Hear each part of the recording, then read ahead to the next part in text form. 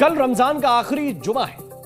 अलविदा की नमाज मुस्लिम भाइयों के लिए बहुत ही खास है, लेकिन अगर आप भी मुस्लिम मोहल्ले में रहते हैं तो भी इबादत के नाम पर आपकी शांति भंग नहीं होगी, क्योंकि योगी फोर्स ने सड़क पर नमाज पर रोक लगाने के बाद अब छत पर नमाज पढ़ने के लिए भी कंडीशन अप्लाई कर दी है।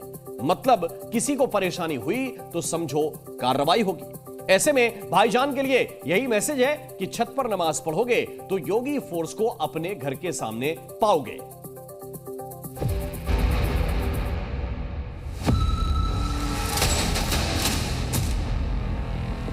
सड़क पे नमाज ना हो, इसके लिए क्लियर इंस्ट्रक्शंस हैं। जामा मस्जिद की छत पर नमाज होती थी, उसको भी मना करा जा रहा है। यहाँ पर अधिकारी सारे पहुंचे हुए हैं और ये सारे के सारे जो इलाका है उन सभी जगह का निरीक्षण कर रहे हैं। जो बिल्डोजर है इसका खौफ है, उसका खौफ ना है, योगी जी का खौफ है। नमाज तो पढ़नी है, मस्जिद में पढ़ लेंगे। ईद से पहले सड़क से लेकर छत तक नमाज पर क्या इस बार बड़ा संग्राम होगा?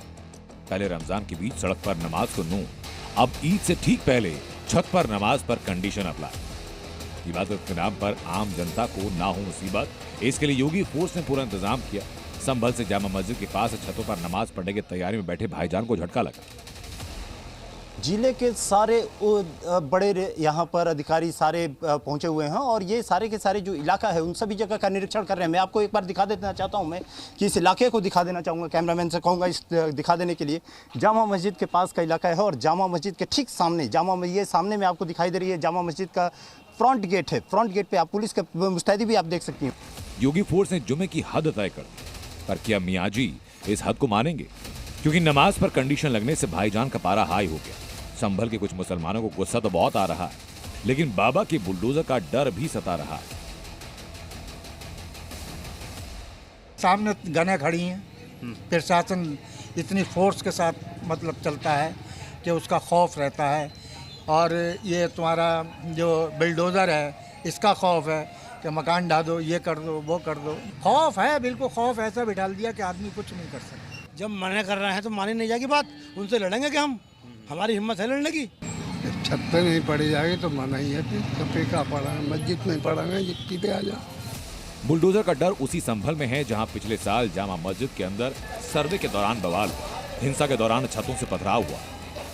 ऐसे में योगी फोर्स ने संभल में सड़कों पर नमाज पढ़ने पर रोक लगा दी और छतों के लिए नई गाइडलाइन जारी की। अगर घरों की छत पर नमाज पढ़ने से पड़ोसियों को दिक्कत हुई तो फिर योगी फोर्स की कार्रवाई का सामना करना पड़ेगा। पुलिस की अपील की संभल में मुसलमान कोशिश करें मस्जिद और ईदगाह में ही नमाज पढ़ें। प्रशासन को इजाज़त नहीं देनी चाहिए छतों पे, वो अपने अपने घरों में पढ़ो, ठीक है बस। मस्जिद में आप जाकर के, हाँ मस्जिद में पढ़ो, कोई दिक्कत नहीं है। नमाज पढ़नी मस्जिद प्रांगण के अंदर पढ़िए। सड़कों पर पढ़ने से दूसरों को भी असुविधा होगी। छतों पर अगर आप पढ़ोगे तो अभी आपने देखा होगा दंगे में छतों पर कितने पत्थर मिले। अगर भीड़ छतों पर इकट्ठी होती है तो उकसाते हो आसपास के लोगों को, तो दंगा भड़कने की संभावना रहती है उसमें। आपके पास काफ़ी जगह है, संबल में जितने मुस्लिम नहीं है उससे ज़्यादा मस्जिदें हैं, तो आप आराम से मस्जिदों में नमाज पढ़ सकते हैं। सड़क पर पढ़ के आवागमन पूरी तरह बाधित हो जाता है उससे, इसलिए हिंदू समाज ये चाहता है कि मस्जिद के अंदर ही नमाज हो। योगी फोर्स ने पाबंदियों के साथ कुछ रियायत दी, लेकिन साफ कहा कि नमाज के नाम पर अगर किसी सनातनी को परेशानी हुई तो प्रशासन एक्शन ले। संभल में योगी फोर्स जरा भी रिस्क नहीं लेना चाहती और इसलिए खुद संभल के सिंघम अलविदा की नमाज से पहले दल बल के साथ छत पर पहुंच गए। शाही जामा मस्जिद के आसपास के छतों पर चढ़कर तलाशी ली जा रही है। लोग यदि नमाज छत के ऊपर अपना जाकर के करना चाहेंगे तो क्या उसकी परमिशन नहीं देंगे। आप अपना जो उनका कन्वीनियंस है उस हिसाब से करें।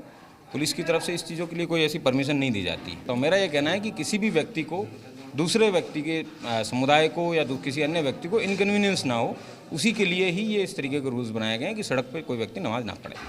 योगी फोर्स छतों पर चढ़कर गड़बड़ करने वालों को सख्त संदेश दे रही है। दरअसल पिछले साल संभल हिंसा के दौरान छतों की बड़ी भूमिका थी। छतों से पत्थरबाजी हुई और इसलिए संभल के सिंघम इस बार छत को लेकर पहले से ज्यादा सतर्क हैं। कल के नमाज को लेकर के कितनी तैयारी है? प्रशासन कितना चाक चौबंद व्यवस्था किया हुआ है? तो नॉर्मल होली के दिन की जिस तरीके की तैयारी, उसी तरीके की ईद के लिए भी तैयारी है। 10 कंपनी PAC RRF हमारे पास मौजूद है, उन सबको स्ट्रेटेजिकली डिप्लॉय किया जाएगा और यहाँ पे चप्पे चप्पे पे निगरानी रखी जाएगी। सड़क पे नमाज ना हो, इसके लिए क्लियर इंस्ट्रक्शंस हैं, वो पुलिस के द्वारा दिए गए हैं। दबी जुबान में कुछ भाईजान योगी फोर्स के फैसले का समर्थन कर रहे हैं, लेकिन उनकी बातों में विरोध वाला लहजा साफ समझा जा सकता है। प्रशासन ने मना कर दिया, ठीक किया? सही कहा। क्यों?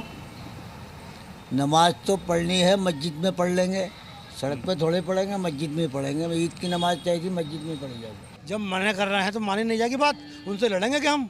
हमारी हिम्मत है लड़ने की। उन्होंने मना कर दिया, बात खत्म हो गई, सबने मान ली बात। उसका खौफ ना है, योगी जी का खौफ है। अब योगी जी जो कर रहे हैं वो ठीक है, भाई उनके कहने पे चलना पड़ लिया। हुकूमत है उनकी, जिसकी हुकूमत होती है जिसकी भैंस उसकी लाठी।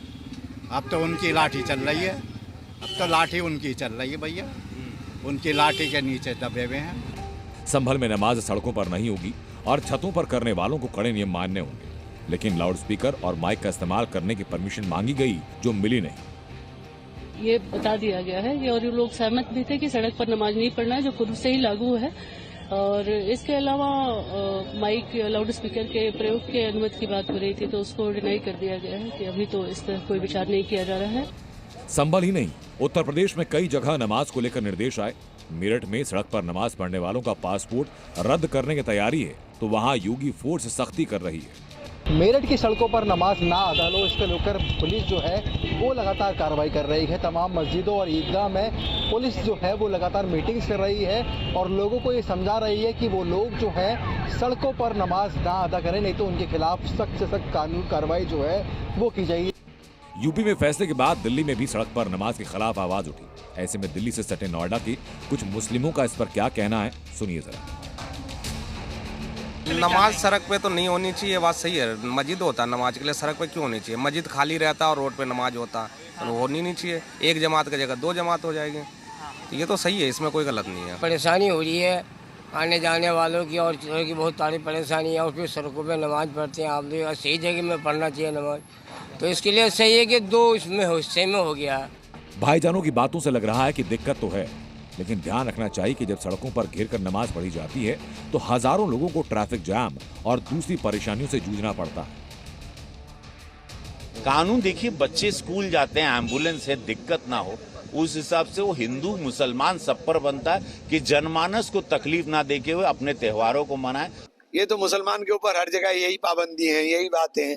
मुसलमान की नमाज यहाँ नहीं होगी, यहाँ नहीं होगी, इसके अलावा कोई काम नहीं, इनके पास कोई काम बचा नहीं ना।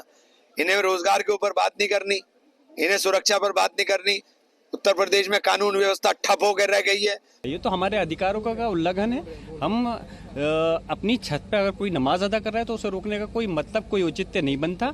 और इस चीज़ के लिए अगर ये करते हैं तो यकीनन हम मशवरा कर करके मैं अपने वकील से मैं कोर्ट भी का दरवाज़ा खटखटाऊंगा। सड़क से लेकर छत तक योगी फोर्स की मुस्तैदी बता रही है कि अब इबादत के नाम पर कोई भी गड़बड़ी की हिमाकत करेगा तो बख्शा नहीं जाए।